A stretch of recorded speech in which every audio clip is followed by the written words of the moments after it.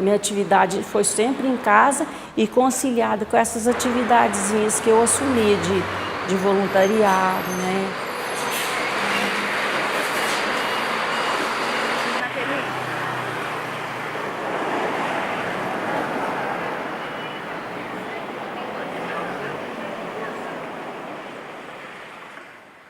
Eu nunca tinha tido contato com óperas, assim, a não ser, às vezes, a gente ouve uma coisinha ou outra pelo rádio, pela TV, mas contato próximo e direto, assim, não tinha tido, não.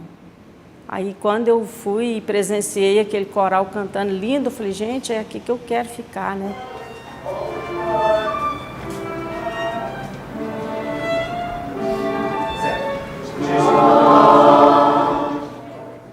Eu era muito fechadão, aquele nervosismo, assim, andava entrunfado, sofria muita dor de cabeça. Aí procurei os médicos, me deram comprimido controlado, estudava, tive que parar. E aí, conversando com o nosso Ser Supremo, que é Deus, aí tudo fluiu normalmente. O médico que dava a receita, eu sem comprimido, ficou uns 15 dias e eu sem. Aí, nesse meio prazo, me descobri pro coral. Tinha um colega cantando uma música de Noel Rosa, e eu pedi para ele, Exalmone, me acompanha nessa música. Eu não esqueço e que teve o seu começo numa festa de São João. Morre hoje sem foguete, sem retrato e sem banquete, sem luar e sem violão. Perto de você me calo, tudo penso, nada falo, tenho medo de chorar. Nunca mais quero teu beijo, mas meu último desejo você não pode negar. E depois que eu passei a participar do coral, sou outra pessoa.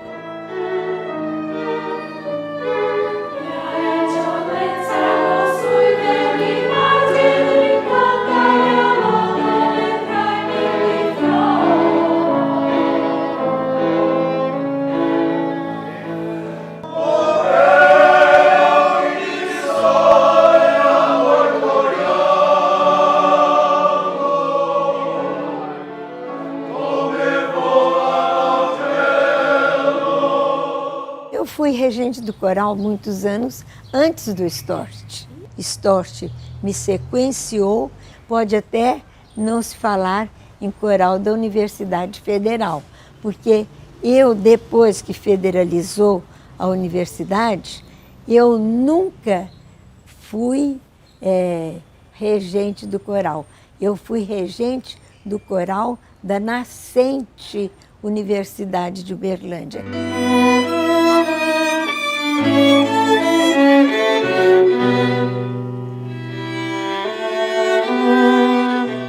E essa foi a vida dele. Eu lembro conhecendo ele, me mostrava fotos do coral no quarto dele. Um dos grandes amores da vida dele. Porque coro, ser regente, é casamento. E o professor Carlos Alberto Stort era muito entusiasta com esse coral. Ele levava aquele grupo pequeno para se apresentar não só em vários espaços públicos de Uberlândia, como em cidades da região. E o clima era sempre foi muito bom.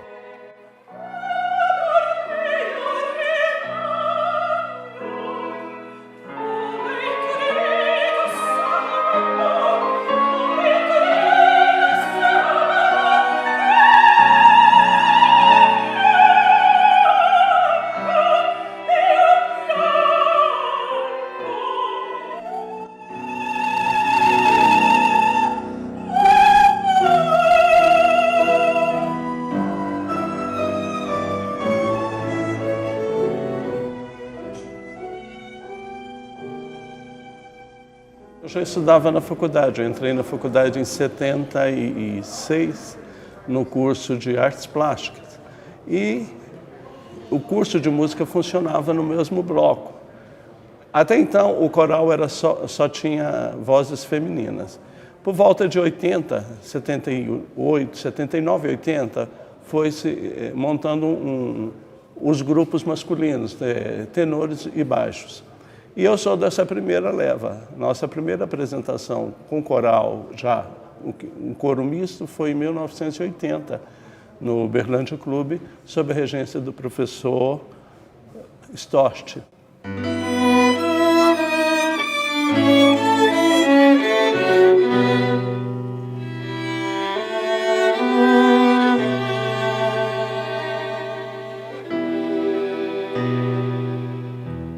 A primeira vez que uma ópera completa foi montada com a professora Edmar como solista, o Flávio Arcioli, tenor conhecido de todos, o Renato Mesmetti, que foi a Cavalaria Rusticana no Teatro Rondon Pacheco. Do Brasil Central, nem Goiânia tinha montado ópera ainda.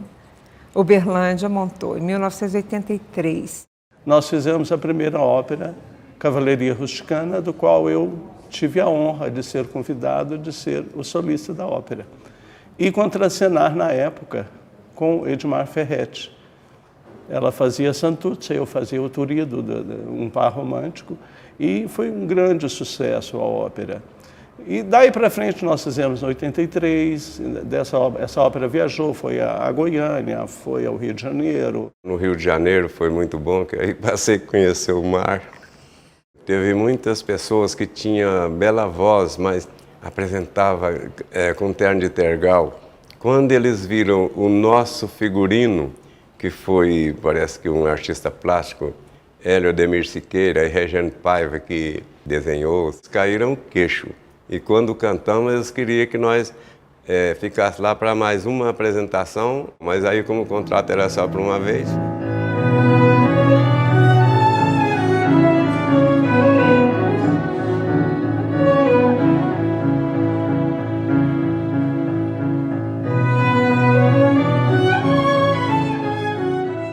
Eu alcancei ainda o finado Storch, que é o fundador do coral.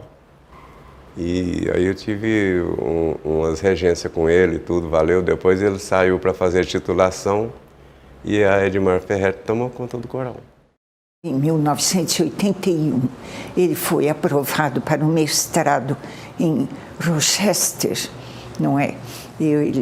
Então resolveram não só iniciar com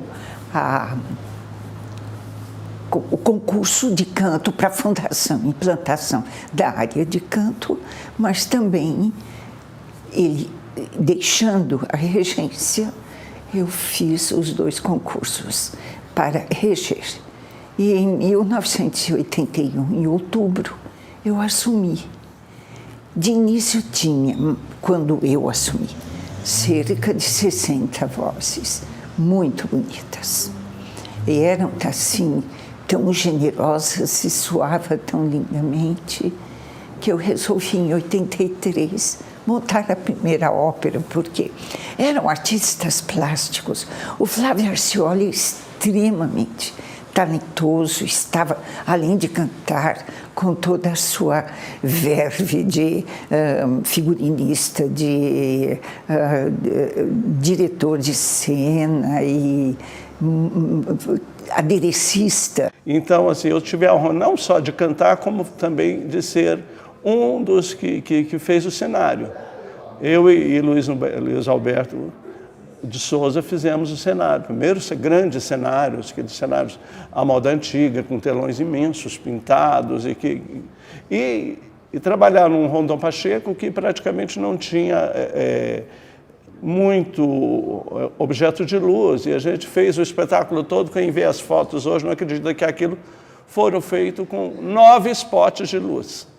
Era o que tinha. E era um elenco de praticamente 70 pessoas em cena. Quando a gente foi ao Rio, nós chegamos lá no Teatro do Sina, o cara falou, não cabe esse pessoal todo aqui.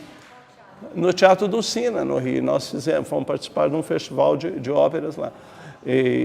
Mas coube, foi um grande sucesso. O pessoal não acreditava que aqui no interior de Minas, lá na ponta de Minas Gerais, fizesse ópera. Fizemos também a ópera em Goiânia, com grande sucesso, no Teatro Goiânia. E sempre foi vencendo desafios. Assim, nem sempre a gente teve grandes recursos. Então, assim, eu lembro, esses dias mostrando aqui o figurino da cavalaria para o pessoal e mostrando, até para o Walter mesmo, Walter, as meninas do coral que bordaram todos os aventais. Assim, nós fazíamos cenário, ia lá marcar eu com o Hélio Siqueira, o pessoal todo, na véspera da estreia de Palhate, estavam lá fazendo o sapato do Tônio, pintando. Isso 3 horas da tarde, quem ia entrar em cena às 7. Então, assim, sempre foi nesse espírito. E, assim, era muito, muito bom fazer isso, porque tinha uma equipe muito grande.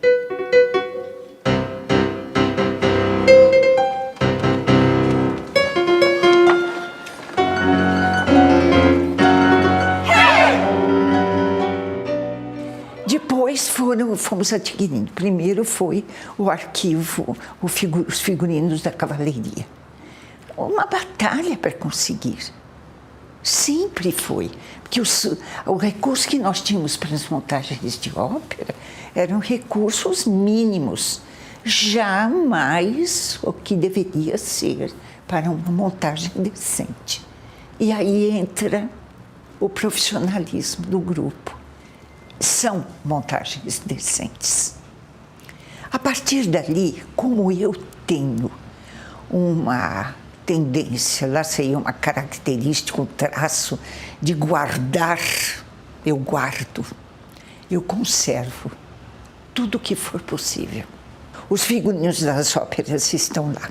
E quando fizemos a nossa primeira Traviata, a Julie Rachel emprestou os vestidos lindíssimos. E ela viu o gosto que nós tínhamos. Tal. Passou-se acho que 1 ano, ou passaram-se 2 anos, ela me deu uns 20 vestidos lindíssimos que estão lá.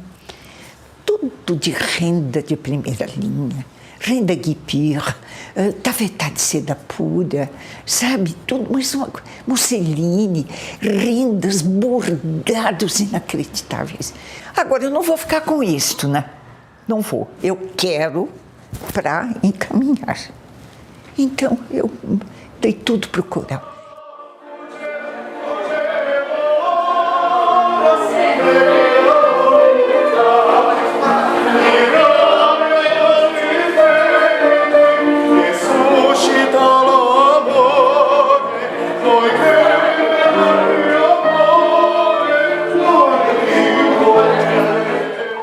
O que é arte? Quem é artista? Só porque você estuda música se torna artista? Só porque você estuda flauta transversal você é flautista? Você é músico? Você é artista? Não. Tem certas coisas você não pode, jamais pode ensinar. Eu ensinei na UFMA por 30 anos. Quem é professor, professora? De qualquer, você sabe, tem certas coisas, mesmo assim, mas for na arte, você não ensina. Técnicas, sim. Técnicas de regência, técnicas de como entrar, assim, sim. Mas certos elementos, essas sutilezas, que é algo, isso não ensina. São vários dons.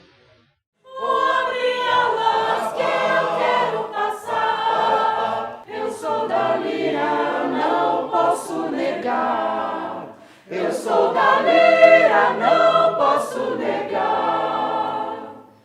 Abre alas que eu quero passar. Abre alas. Eu sou da lira, não posso negar. Eu sou da lira, não posso negar.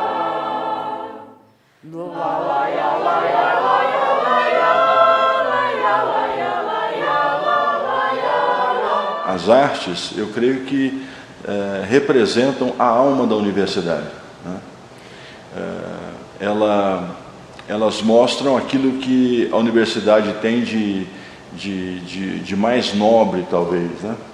porque elas têm a ver com a parte sensível de todos nós, né? O primeiro contato que eu tive com o coral foi na ópera Cavalleria Rusticana. Foi a primeira ópera que foi montada pelo coral, sob a regência da professora Edmar Ferretti.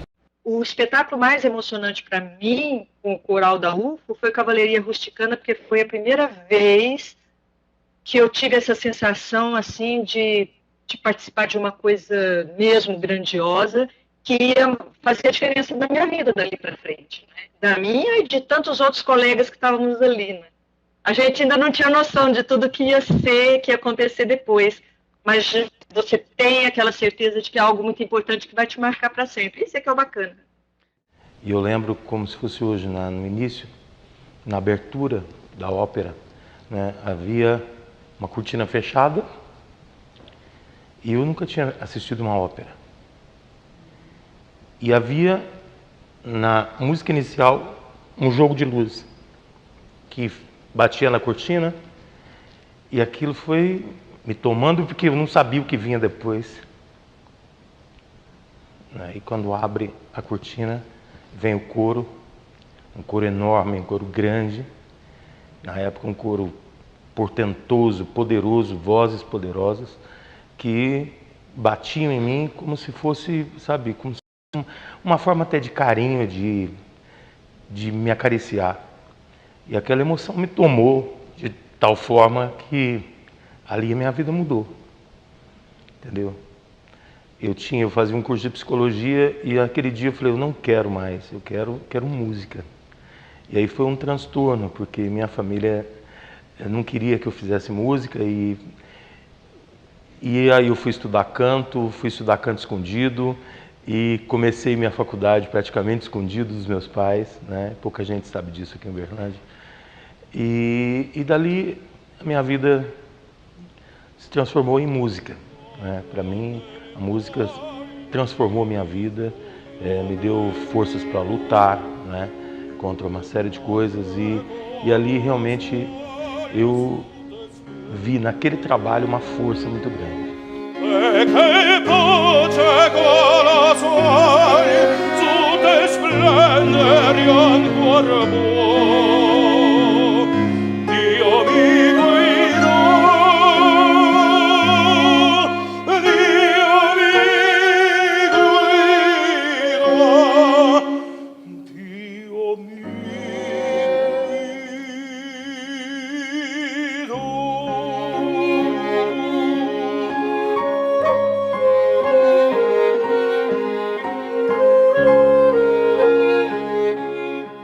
Foi muito emocionante.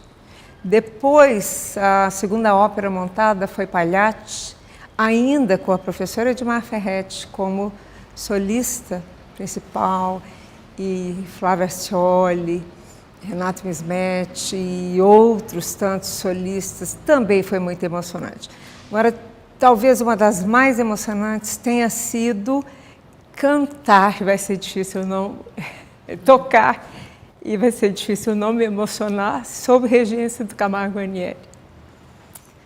Camargo Guarnieri regeu a missa de Lichte, aqui na Igreja Nossa Senhora das Dores.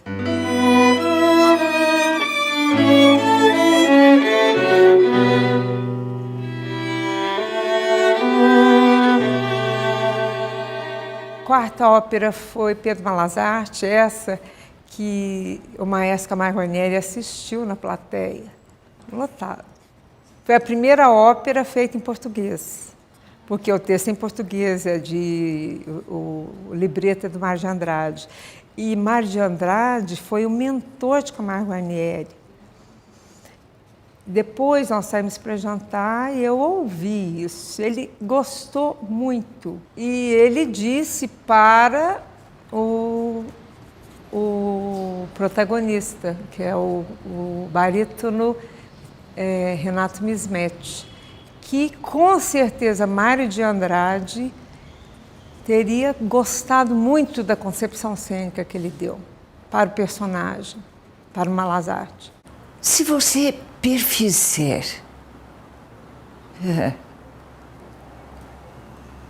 verificar destacar, fizer um balanço do que nós fizemos nestes 40 anos e das obras excepcionais que nós apresentamos à comunidade, porque nenhuma foi obra de valor ínfimo.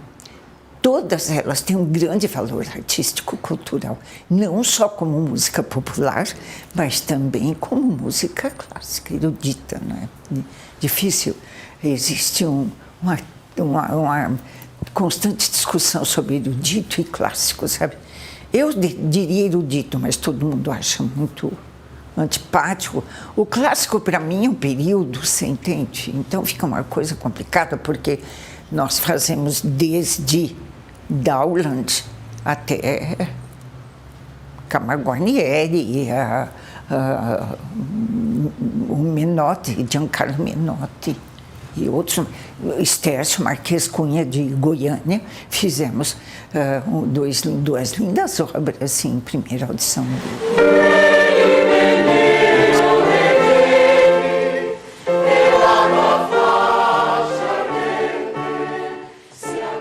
A ópera Suor Angélica.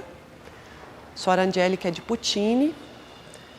E na época eu já trabalhava com a Edmar, eu ajudava ela a preparar os coros, e é uma ópera que envolve somente as mulheres. E foi a primeira vez que nós cantamos com acompanhamento do computador. Então essa era tecnológica estava... Talvez não no mundo, mas aqui para nós, em Uberlândia, era algo assim bastante inédito. Tinha um professor aqui chamado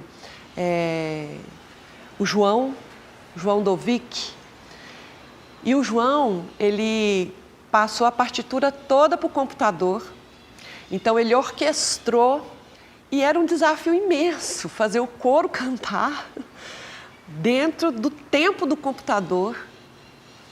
Na época eu tive a oportunidade de fazer uma récita como Suor Angélica, que Edmar tinha me dado essa oportunidade de cantar um papel principal, e foi desafiador.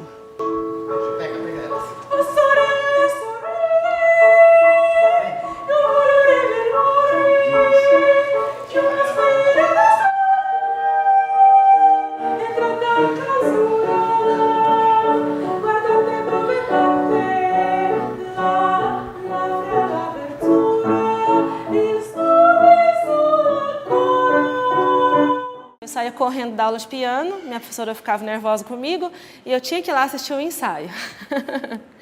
E aí, quando eu comecei a seguir alguns cantores que eram hoje, na época, aliás, era o Flávio Orcioli, a Sandra Zumpana, a Poliana Alves, né, que eles cantavam naquele musical.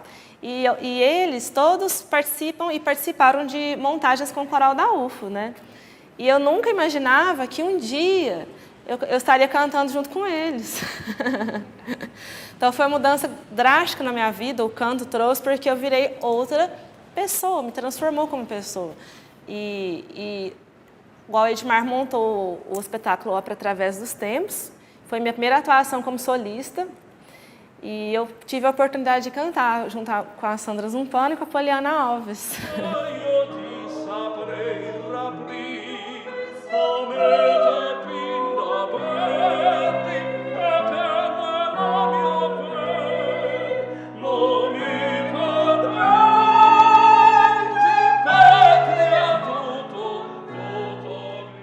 Tudo que se faz com muito primor, com muita seriedade. Toda a vida foi assim, toda a vida foi assim. Nada, né? Desde o início. Desde o começo. Tudo muito bem feito. Olha, vamos cantar em alemão. Ah, tá bom assim? Não, não está bom assim. Pode ser que na plateia tenha alguém que saiba alemão. Então, o que a gente aprendeu muito no coral é o seguinte: você vai cantar no barzinho, cante bem, faça bem aquilo que você faz. Eu não falo línguas, mas o coral exige também que a gente cante repertórios em idiomas diversos, né?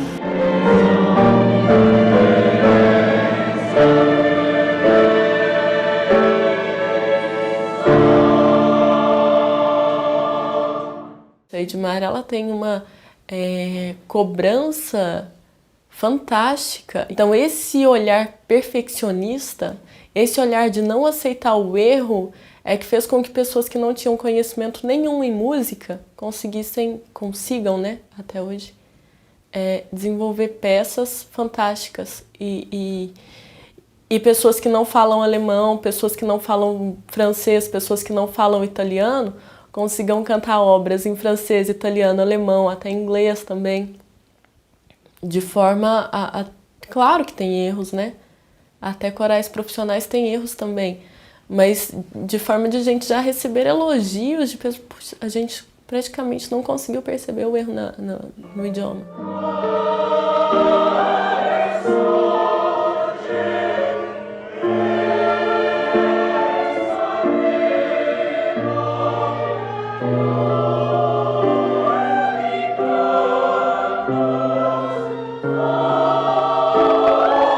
A diferença que eu vi com eles foi a dificuldade, né, da língua. Eles não falam italiano, assim, as pessoas que cantam no coral. Então eles ficam estudando, sabe? A Edmar um dia me pediu para eu falar as palavras para eles repetir, fazer dicção. E eu fiz, e eu vi muito, como que se fala em português, muito entusiasmo em cantar a ópera italiana, isso que eu notei. E também muita alegria, sabe? O problema, sim, nos corais que eu conheci aqui, às vezes faltava aquela alegria lá.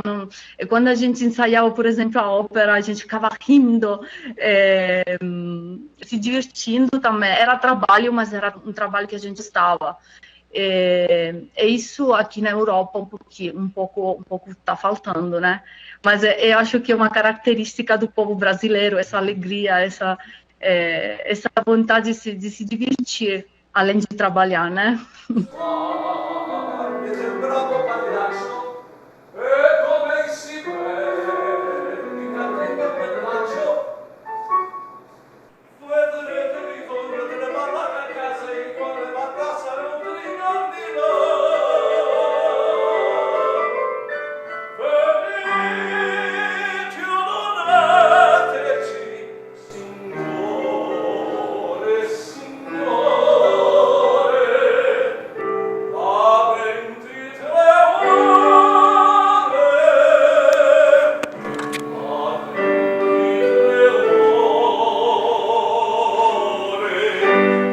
Eu conheço a professora Edmar Ferretti já há muitos anos, né? Nos anos 80, no Municipal de São Paulo, fazendo Galo de Ouro, né? Sempre foi uma soprano preferida do Guarnieri, enfim. Então eu já conhecia. E o Cleito, vindo me conhecendo, falou: olha, Walter, você não gostaria de dirigir o espetáculo de 40 anos, que é a comemoração de 40 anos do coral da universidade? Eu falei: beleza, vamos embora, vamos fazer, né? Eu adoro fazer ópera, que é o meu trabalho.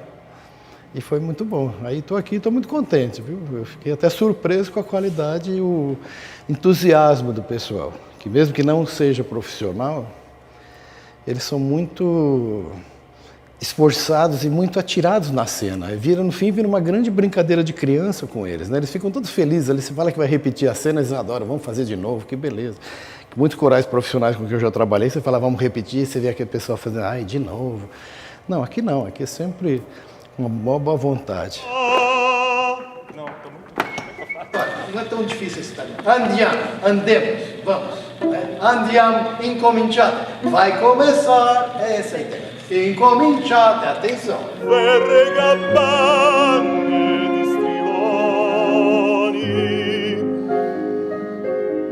Le nostre anime considerate.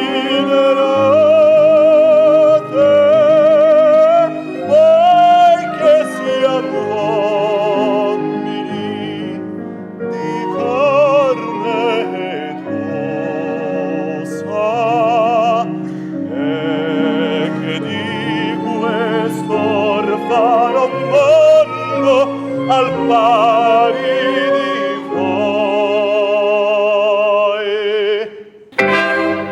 Incominciate.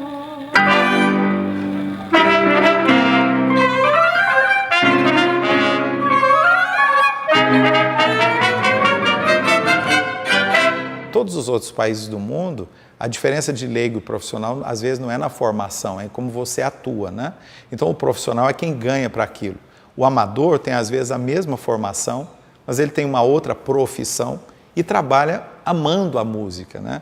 Então, quando a gente diz que é um coro amador, às vezes as pessoas pensam, Então, você vê, o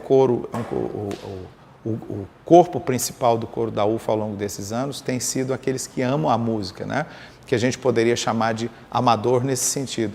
Mas a garra, o empenho com que eles fazem as coisas, né? Isso os nivela as pessoas que poderiam se considerar profissionais. Então, no Brasil, a gente atingir 40 anos de grupo, lutando contra todas essas dificuldades e fazendo música com essa qualidade, realmente é um troféu que eles merecem, é um grande mérito. Que vocês estão seguros com a parte, vocês precisam passar. Aqui dá problema de respiração. Tá bom?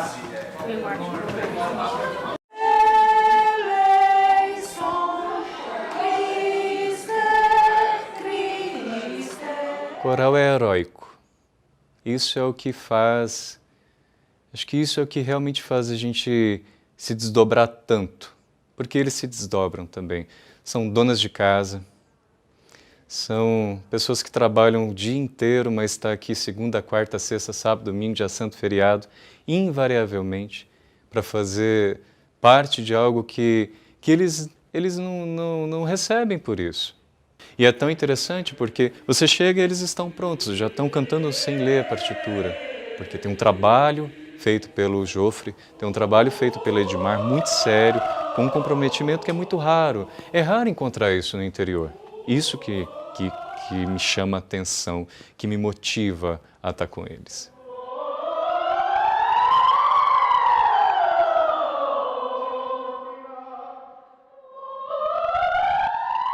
Eu fazia faculdade de música, atualmente eu tranquei o curso, mas continuo no coral cantando, que é o que eu realmente gosto de fazer. Minha rotina mudou, né? Tive que fazer algumas adaptações com o trabalho, meu trabalho convencional, para poder estar aí nos ensaios. Eu não me vejo sem o coral. E por se chamar coral da UFO, muita gente acha que ele não é acessível e que tem que saber ler música. Não tem que saber ler música. É preferível que saiba e que tenha uma base mínima. Mas não é imprescindível, porque lá tem os ensaios. Os ensaios renderiam mais se soubesse, mas as pessoas aprendem com o tempo. Então nós temos casos de senhoras que já estão se desenvolvendo muito, assim como adolescentes que entram. No meu caso, eu entrei adolescente, na minha adolescência, não imaginava que eu ia me desenvolver até ao ponto de chegar a assistente de regente. Mas cheguei e foi uma coisa natural, não foi algo que eu almejei. Aconteceu. Então eu sou um exemplo dessa transformação da prática de canto coral. Mas eu não sou o único, ali tem muitos exemplos.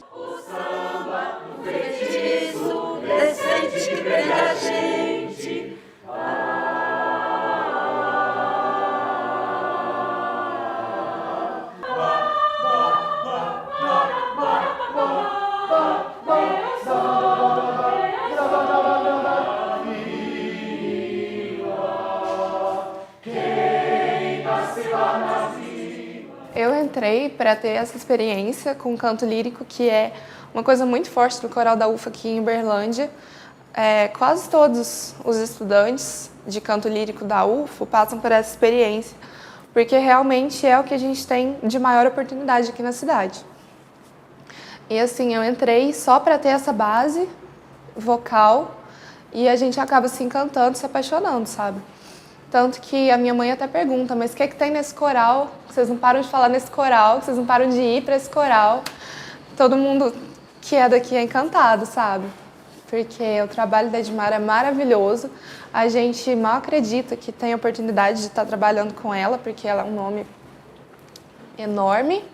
Isso aqui é uma oportunidade tanto, principalmente para quem quer seguir carreira no canto, sabe? Tá junto com a Edmar todo dia, tá vendo que ela fala de interpretação, de técnica vocal. É uma coisa incrível. Então a gente se apaixona e não quer sair nunca mais. São muitas horas de trabalho. E eu me lembro que alguém uma vez falou para mim assim: nossa, Sandra, mas você vai cantar no coral? Você está pagando para trabalhar. Mas não, eu não pagava para trabalhar. Estudante não tem dinheiro, né? Quando a gente é estudante, a gente não consegue, não tem nada, é tudo muito difícil. Mas o prazer e o retorno era tão grande que a gente ia, assim.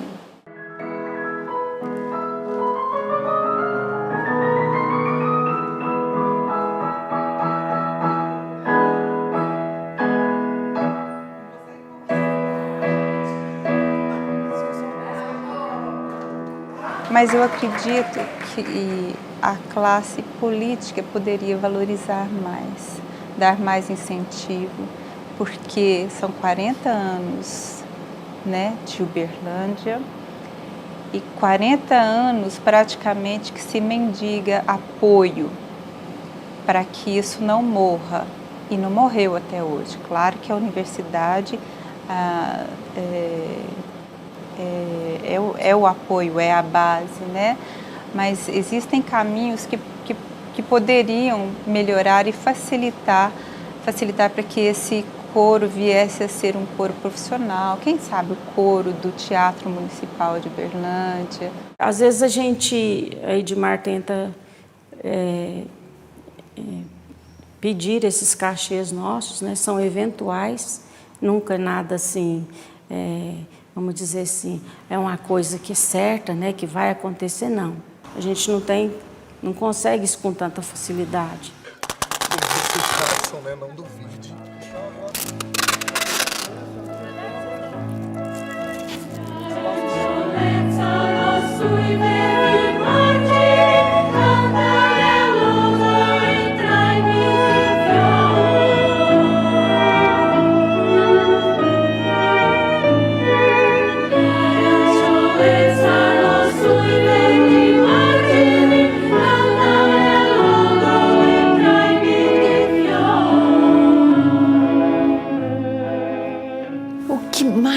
Me preocupa realmente a institucionalização do grupo, sem o qual é difícil motivá-los, sabe?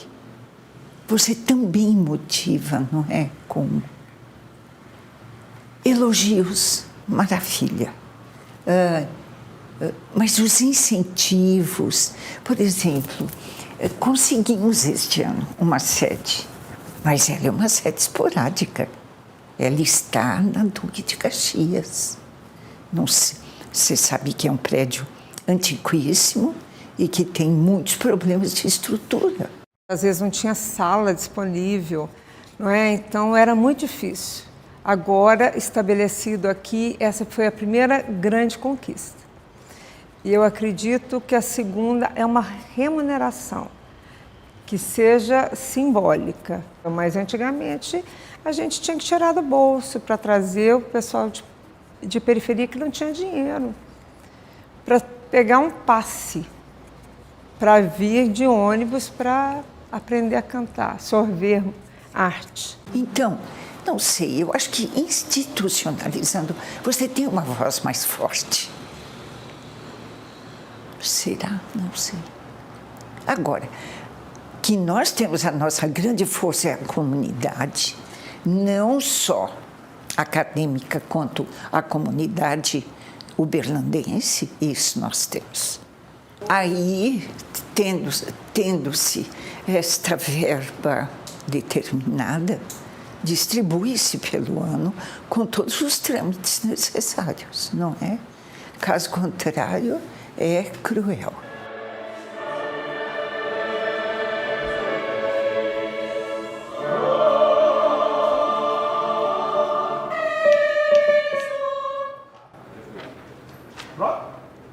A história do coral, ela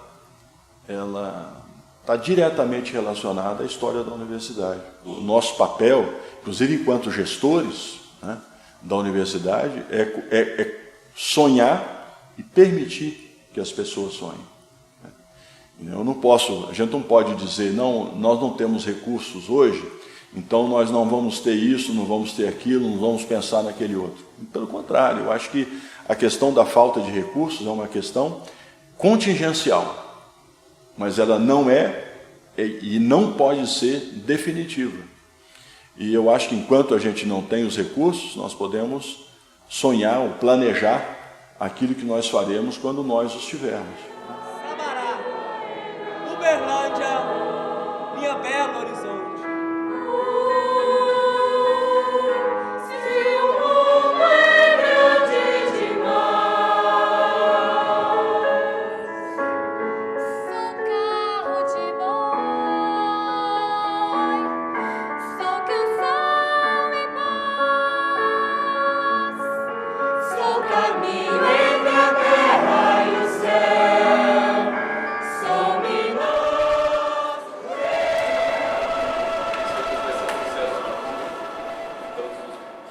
Para comemorar os 40 anos do coral, a Edmar e o coral, né, pensaram em construir um novo espetáculo sendo gerado a partir de fragmentos das vivências anteriores, das canções que o coro já havia feito.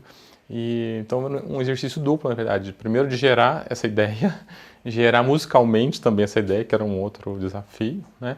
E, a partir daí, disso montado, ela convidou, e aí o título foi até uma sugestão minha, que passasse a chamar Uma Ópera aos 40, né? Porque é simbólico esse nome, é como se a vida começasse aos 40 novamente.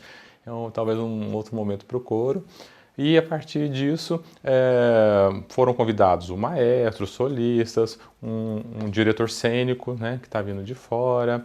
E aí, nessa junção, a gente fez umas discussões do que seria viável, possível, pensando no espaço onde o cenário vai ser montado, pensando que a possibilidade de viagens, que deveria ser um cenário flexível, fácil de ser montado em qualquer lugar, assim, né? Uma coisa muito boa de poder trabalhar com a Edmar e o coral, a partir do momento que tudo foi um pouco construído coletivamente, ela sempre aceita as ideias, que é uma coisa muito bacana, assim, né? Então, é produtivo nisso e serve para também fazer um contraponto pela escassez, muitas vezes, da verba. Muitas vezes a gente não tem o dinheiro, o material adequado, o tempo é curto, mas assim, essa amplitude que ela dá e acaba sendo uma troca muito rica justamente por isso.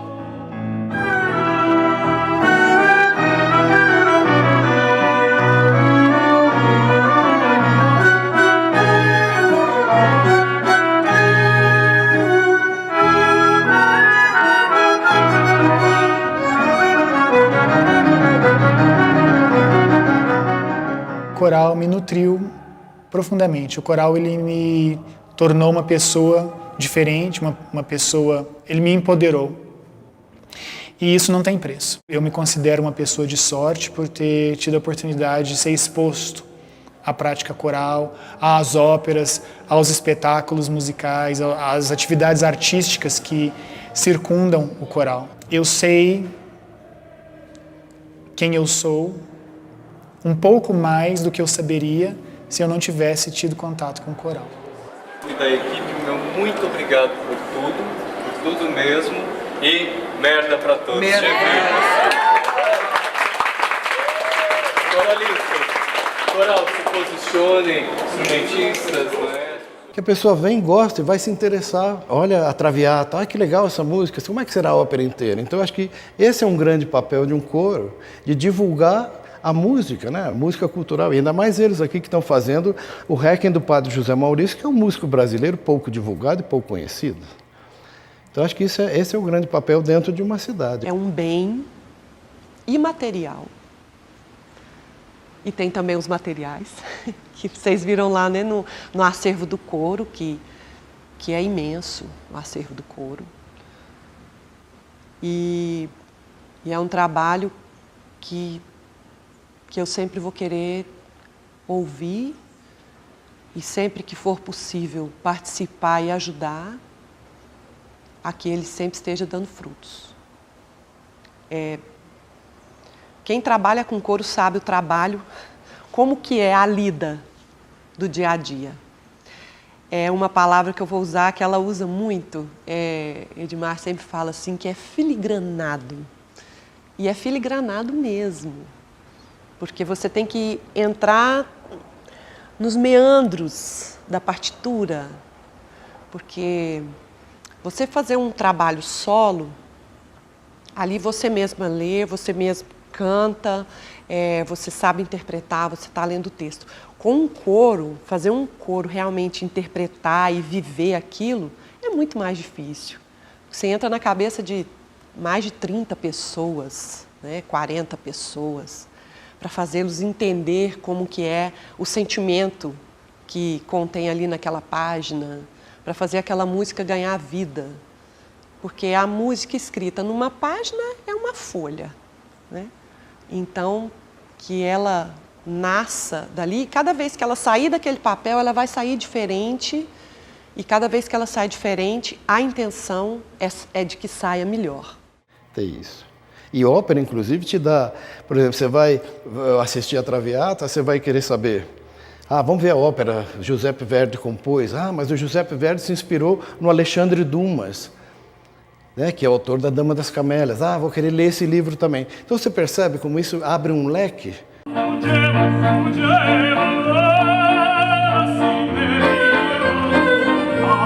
Faço aula de canto desde os 9 anos com a professora Denise Felipe, que é uma grande amiga da nossa maravilhosa Edmar Ferretti.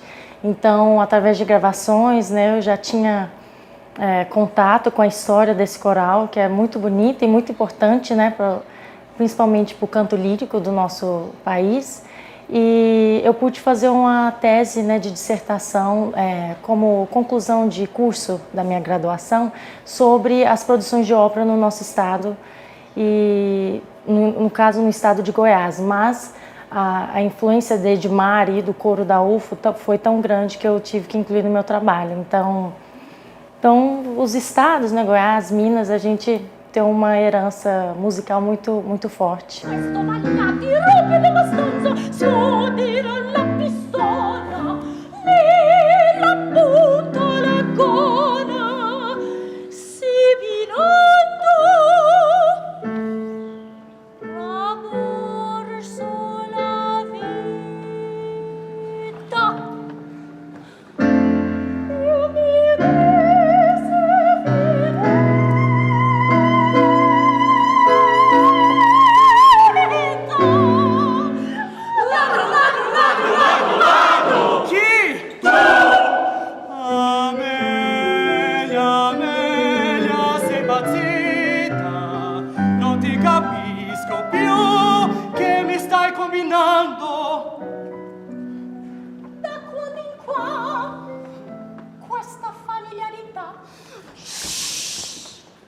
Fui me envolvendo cada vez mais com o coral. Começaram as óperas, começaram as participações, a comunidade começou cada vez mais a incentivar-nos com a receptividade. Eu fui ficando. Eu fui ficando. Eu não consegui ir embora.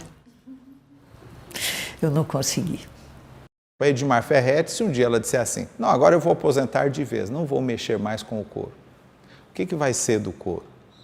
Então, é importante que a gente tenha esse carinho e todo esse reconhecimento por esses 40 anos de atividade que a Edmar tem feito com o coro, né? Mas é importante que a gente saiba que se de repente ela disser, olha, cansei, não vou mexer mais com isso, a instituição, o grupo é capaz de se manter enquanto trabalho se aquela pessoa referência sair.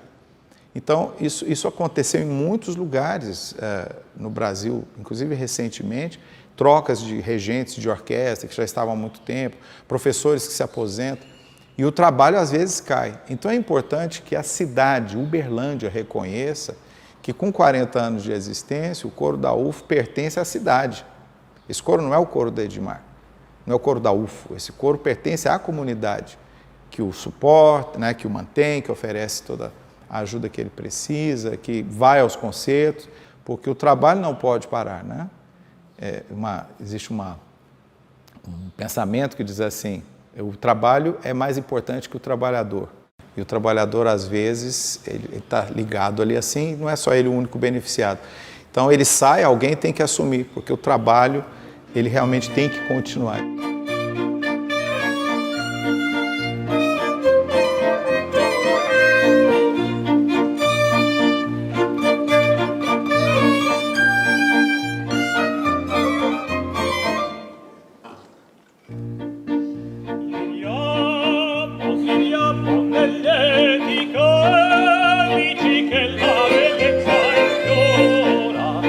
La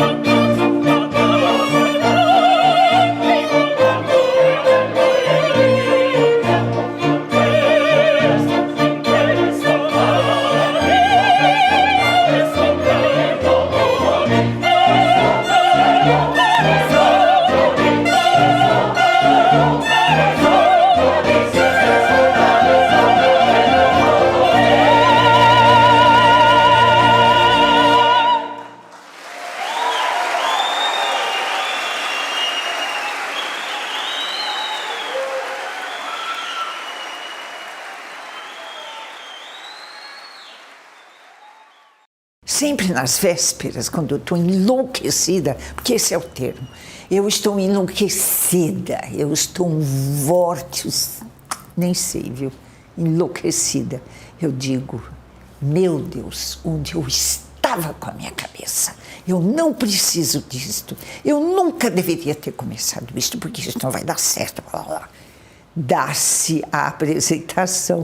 Estou eu lá sentada, olhando, dizendo assim, precisa consertar isso da próxima vez, consertar aquilo. Aí eu digo, mas você não tem jeito, você não tem vergonha, você não tem solução. Como? Não disse que ia parar? Agora está querendo consertar a própria, já está prevendo o próximo. É isso. É isso que me segurou muitíssimo. É a responsabilidade, aquelas... aquela vontade que eles têm e que você pode atender. Como você vai negar, podendo, o atendimento de uma súplica? Me fale. Eu ainda não aprendi isso com meus 81 anos de idade. Não aprendi. Hoje mesmo eu já estava pensando, estou querendo montar 2 óperas no ano que vem, porque eu estava dando aula para uma menina com uma voz muito bonita que poderia fazer uma linda Norina. Mas a Norina significa uma ópera com vários atores e cantores, entendeu? E aí o Walter, antes de ir para... Nós temos o ano que vem que montarmos uma ópera inteira. Eu sugiro L'Elisir d'Amore de Donizetti. Pronto. Aí eu não largo. Aí eu já fico pensando, o que é que eu tenho que fazer agora? É isto. Qual é o primeiro passo? E o segundo? E o terceiro? Eu não tenho solução. Não tenho.